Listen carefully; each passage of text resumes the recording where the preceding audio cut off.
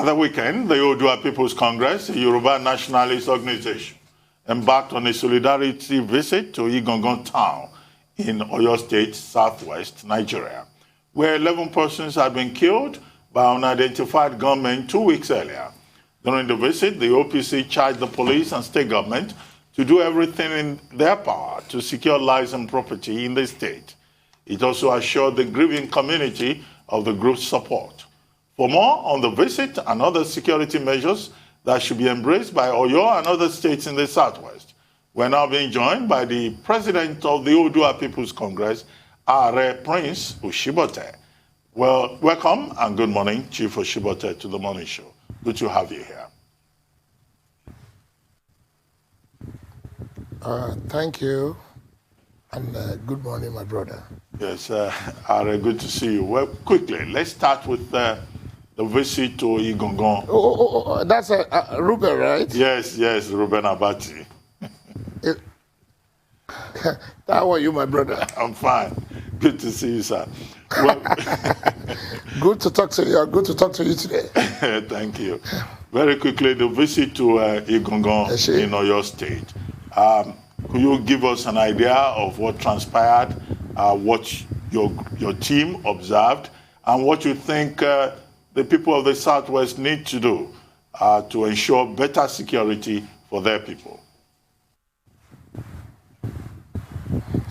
Thank you again. My visit to Igangan is not by coincidence. It's a situation. And then the first person that called me that midnight is a young man that lives in Igangan. His name is Wale Musa. That have I spoken to Kabis? I said no. Then the next morning, General David Medashijembe now called that I should go. That I should remember his relationship with Oyo people.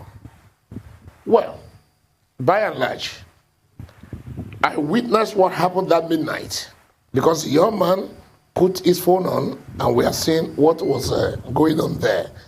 It's bizarre. It is sad in a country of ours, since such thing happening with the level and amount of money we are pumping in on security, this shouldn't have happened. The government needs to do a lot. A lot needs to be done. Yes, indeed. But I want to talk about the undercurrent. The tragedy of the 11 people who were killed is bad enough as it is, but there's a more disturbing undercurrent. People feeling that it's an attack on the Southwest, that the Southwest is at war. Do you agree with that, and at war with whom? That's deep. I don't think there's any war going on. It depends on how you look at it. Because the current situation, all this can be prevented if the agency gets on their feet and do the needful. There should be institution and there should be managers who knows how to manage the affair of security. Security should not be contract. Security is not business as usual. It's entire thing, and it's not things to be discussed on national TV. It is only in our country we see people come on national TV, on daily news, discussing security measures. It shouldn't be this. Okay. Everywhere in the world, people discuss security on national TV and world TV, really. And because of the peculiarity of the matter. It depends. No, I mean, everywhere in the world, all the media houses, people discuss security on TV. It's a very pertinent issue. If that's not the case, Iraq war would not be shown live on television.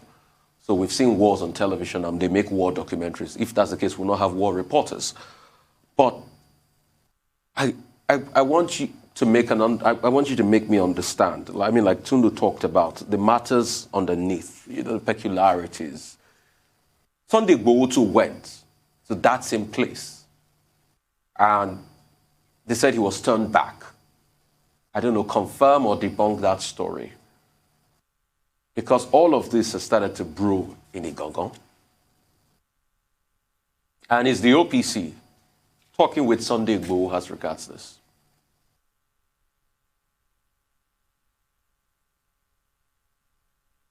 I didn't get that again, please. I didn't get you. Okay, Tundu made mention of underlying factors on ground. We cannot remove Sunday Igboho from all of this too. He went there as soon as that incident happened in Igangan.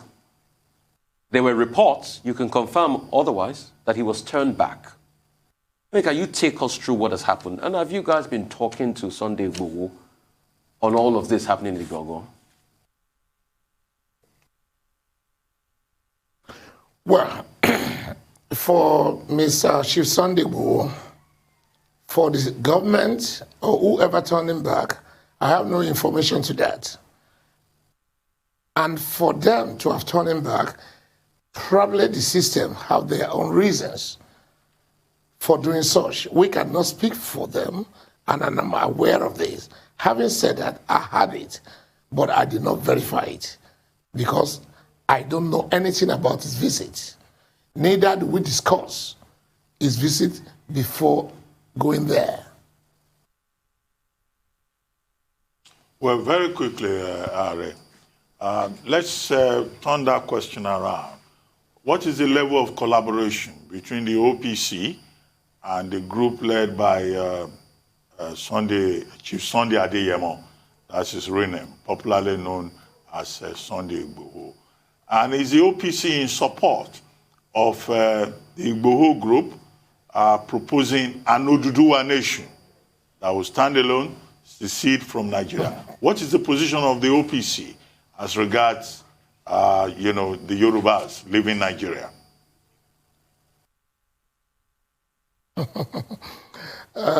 Ruben, thank you. You and I knows better where you come from, and I'm sure you don't want a visa to come back to Ijebu. You don't need a visa to come back to Ijebu. Neither do I want a visa to visit you in South. As for Chief Sunday Igboho, Judge Satan is right. I cannot fault him because everyone is entitled to his own opinion. By and large, for us to stand alone, it takes a lot. We have to look backward and we have to look forward. And we have to wait. A lot of things needs to be put into consideration. But as far as Yoruba nation, I'm proud to be in Nigeria. I'm proud. I don't want war, and I'm sure nobody wants war. Because the price of war is too heavy. And if you want to see further, see what happened recently in Libya. Libya is fantastic within the West Africa, and within Africa as a continent. War, little thing, trigger another thing, and I don't think we need war. But at the same time again, what Chief Sunday Igboho is doing, I'm not part of it, I'm not aware of it, and I'm not part of the foundation. So I cannot just jump and get involved with what I don't know the foundation. Right, do you want to? Yeah, but the point I was making, I wanted to know, what is the level of collaboration between Sunday Igboho and the OPC? You will recall that initially there was some kind of disaffection between Sunday Igboho and Igangan Adams, the overall leader of the OPC. There was an attempt to make peace. Within the rank and file, has that percolated, has that been extended down the line? Are the two leaders, Igangan Adams and Sunday Igboho, are they working together now? And in what regard? Again, I have no information to that. I only read it on the national dailies, whatever is going on between them. And then as for chiefs, I know Gani Adam very well. And Sunday Igboho is also Fashion's, at one time, Fashion's son. I know that, I recognize that. And I think I saw Sunday Igboho 2001 or 2000 when we went for Yoruba Constitutional Conference at Ibadan. And that's it. But as far as the agitation is concerned, collaboration, Sunday Igboho is in touch with some of our boys. But for me, I've not heard from him. Right. So what's your assessment so far of the Western Nigeria security network, codenamed Amotekun, in terms of training, equipment, the command structure? How efficient has it been? And if you have any, suggestions on how it could be improved? On the Amotekun issue, January 9th, 2019, I made my position clear on this day on the Amotekun issue. And again, I don't think my view or my take on it should be something that needs, because you see, when I say certain things are not meant for national TV, what I'm saying is this: there are some measures that are not need to be discussed in the public. But events, what happens should be discussed. But measures, security measures, should not be discussed publicly. The Amotekun guys, they are trying, some of our boys are there. But again, if not for Professor Wole Soyinka, my stand, I don't think I will change my mind, because I falter the Southwest governors on the way they went about it. But for the Prof involvement, with its level of influence and education, I have no choice than to bow. But if the government needs to do if they need assistance, OPC are there to collaborate strictly on security. Okay, strictly on security collaborations. But I also threw in another name in this conversation. If you've not spoken to Sunday Igboho in a while, Professor Stephen Banji Akita is another Yoruba elder that slants on the line of Sunday Igboho. Have you spoken to that professor, or has the OPC engaged Professor Akita?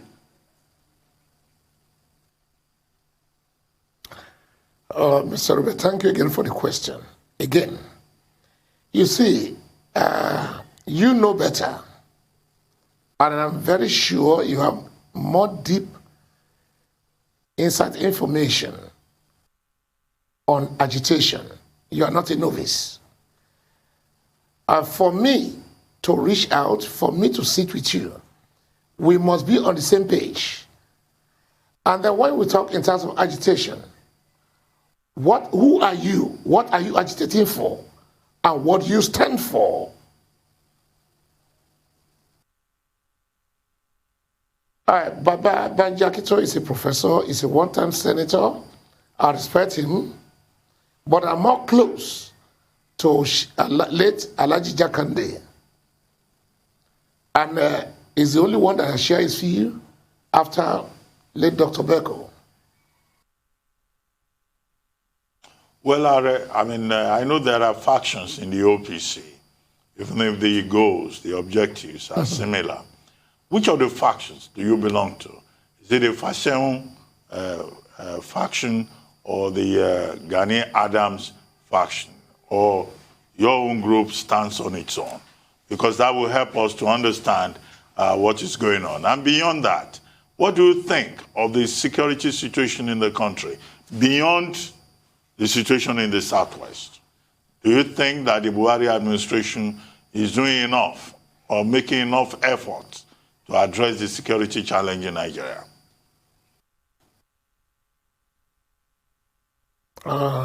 Thank you once again. As far as OPC is concerned, you know it, I know it. After the ferry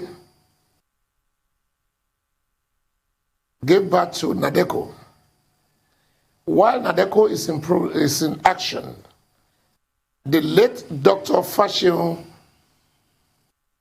and 5 others, however, Fashion conceived and gave birth to Oodua Peoples Congress. You know it, Mr. Bati. And Fashion wrote a book while he was alive on this. Of course, anybody can write whatever he likes. But we knew Fashion's age. If I'm right, Fashion is close to 56 years old when he founded OPC, and is a full medical doctor by profession. A sound one indeed. And now, I inherited the organization he founded. I wasn't voted in. Fashion handed over his organization to me. I'm not a bread seller. No, I'm a wheelbarrow pusher who he found on the street or he discovered on the streets. My office to his office, then in Mushin. I grew up in Mushin. I'm a Mushin boy. When you say moonshine, we're just a 5 minutes walk. And where he lives, he built it 86 or 82, I built mine 89. So you can see the relationship. I don't want to go more in details or to give credit to myself. I inherited the organization Dr. Fashion founded. Now, in terms of security, I think the President of Nigeria, the President of the Federal Republic of Nigeria and Commander-in-Chief of the Federal Armed Forces, President Buhari, before he came into power, the impression everybody have is what he said in terms of security, and he will go back to resolve unresolved murders and corruption. These two things makes me to go all the way. I didn't vote for APC, I voted for President Buhari because of his antecedents. But by and large, when they got there, I'm a little bit disappointed. I'm totally disappointed in the president's attitude. Of course, his recent interview with Mr. Abati, I felt a little bit comfortable, because I can feel that he still displayed that he's in charge. Because he said before he leaves, we will have reason to thank him. But having said that, if you look, Southwest, North, East, they don't like the president. They don't like him. Well, on that note, Aare Osibote, let's take a quick commercial break, and then when we return, the conversation will continue. Please stay with us. We'll be right back shortly.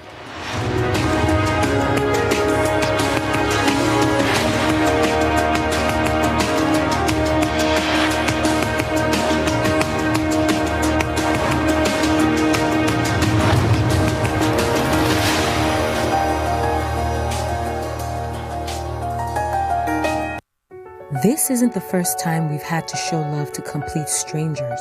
It isn't the first time we've had to help people in need. It isn't the first time we've worn uniforms, or the first time we've missed dinner parties or football games. It isn't the first time we've prayed for a miracle, but it may be the first time the world as we know it would change forever. At First Bank, with 126 years of consistent innovative banking under our belt, we have certainly seen a lot of firsts. That's why we've been at the forefront of the support of the COVID relief effort in Nigeria. And now, as we all try to get back to normal and see our loved ones again for the first time in a long time, and go back to the places we love and do the things we cherish? Let's remember to put safety first, because we still have a lot more firsts in us, and we know you do too.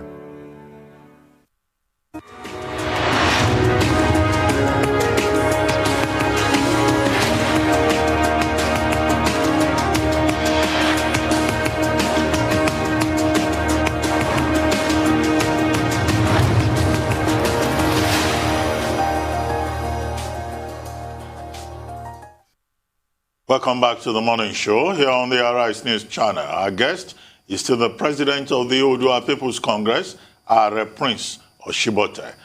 Prince Osibote, thank you very much for staying with us. Well, before we took that commercial break, you were saying that you are disappointed with regard to the performance of President Buhari so far.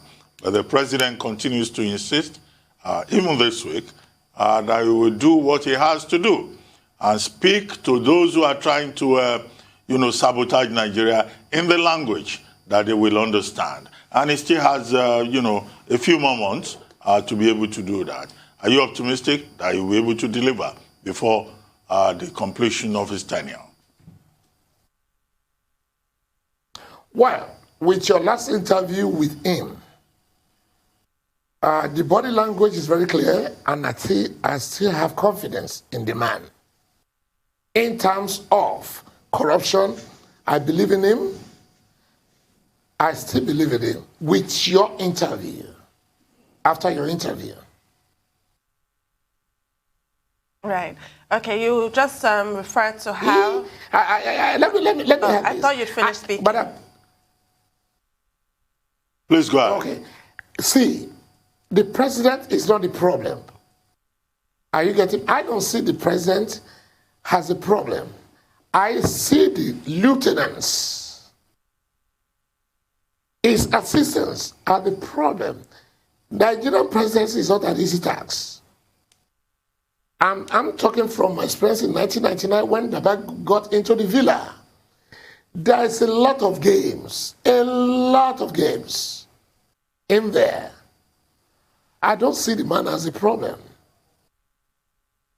He has senators, he has ministers, he has governors, he has other security issues. What are they doing? Are they playing lip service? If they see what other Nigerians are saying, they should have resigned. Be a man. They have their children in the Western world. We see where a governor who wants to sell the ticket of Obama is still in prison. How many governors in prison? Anyway, thanks to Nuhu Ribadu. Nuhu Ribadu was able to send few people, and I believe Buhari will still do it before he leaves.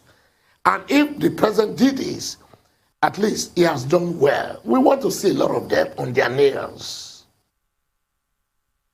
And I believe the president, as an individual, I don't think he's a corrupt man. I don't think so.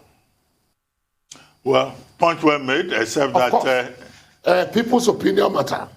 Yes, and one of the opinions being expressed out there is that Nigerians did not vote for President Buhari's lieutenants or aides. They voted for him, and the buck stops at his desk. And he should be the one to be blamed for whatever omissions Nigerians may have seen. Tonto. Well, that leads me to my next question. You were talking about how Dr. Fashion bequeathed OPC to you, and you are now the president. Therefore, whatever OPC does, you will be blamed. Nobody's going to absolve you and blame your lieutenants. But I wanted to ask you about just an overview of the whole body, from its inception, its history, and how, under your watch, it is evolving to meet the current challenges Nigeria is facing. Thank you again, madam. I took over, it's an organization well over 27 years. And then a lot has happened. And a lot of people are in the Congress with different mindsets.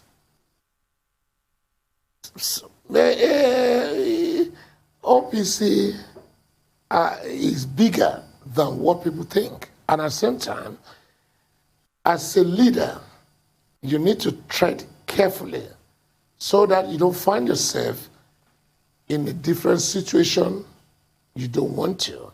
Because OPC, remember, we're a socio-cultural group. In OPC, we have Christian, we have Muslim, and we have the Metalocons.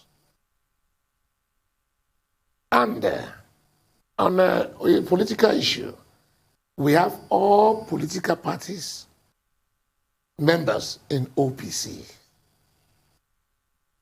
As a leader, I must be neutral. I will only affiliate and recognize any structure that is willing to assist my member. Remember, most of our members are less privileged. But what you see is the political class taking advantage of us. Just get 3-4 people together, little coins in their pockets, making troubles here and there. And I kept asking questions. The trouble you are making, who are you making trouble with? I think during the last election, someone contacted me, Igbo have to go. I said, go to where? They are not going anywhere. Nigeria belongs to all of us. OPC is not the Omonide that sold lands to Igbo. OPC is not the governor or the government that gives CFO to them. And you that wants to drive them, you want to go to America, you want to go to London, and you want to be their citizen. I think we are making mistakes, and then most of the problem we're having is lack of discipline. And even our allies, even the political class, they are not disciplined. Some of them find themselves where they are not even supposed to be. Okay. Okay. And their mentality is totally different. Okay. Okay, sir. Prince Osibote, 2 quick questions. You're talking about the emergence of the OPC. You said your house was close to Frederick Fashiwon's house. And you went further to make a statement, your words, not mine, that we are not truck pushers. We are not street urchins. We had a close relationship with Frederick Fashiwon. He built his house at number 86. I built my house at number 89. Who are the truck pushers or the street urchins? I'd like to hear your clarification on that statement. Secondly, just hang on a minute. Okay, just hang on a minute, sir. We have less than 2 minutes. We have less than 2 minutes. We have less than 2 minutes to end this segment. Nadeko wrote a letter recently. What's your reaction to the letter Nadeko wrote, an open letter? So those 2 questions, sir. Well, the letter, I did not see the letter, so I cannot react to that. And the statement I made, that I didn't say we, I said me, I as a person. Fashion did not discover me on the street. I'm not a cat pusher. I'm referring to myself as an individual, not we. Okay. Thank you, sir. Well, Chief Osibote. Thank you. Do you think that all the groups saying that they will protect the southwest of Nigeria will be able to do so? And protect southwest against what? Against who? We have less than a minute.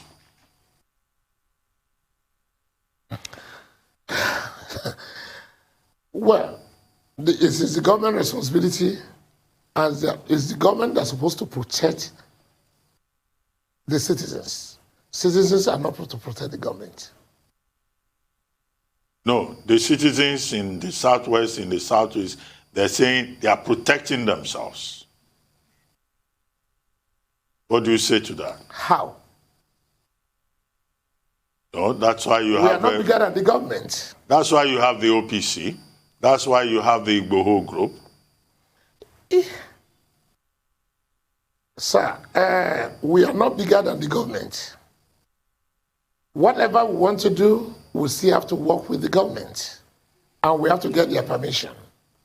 We cannot take law into our hand. Well, thank you very much, Prince Osibote, President of the Oodua Peoples Congress, for joining us this morning on The Morning Show. Thank you very much indeed.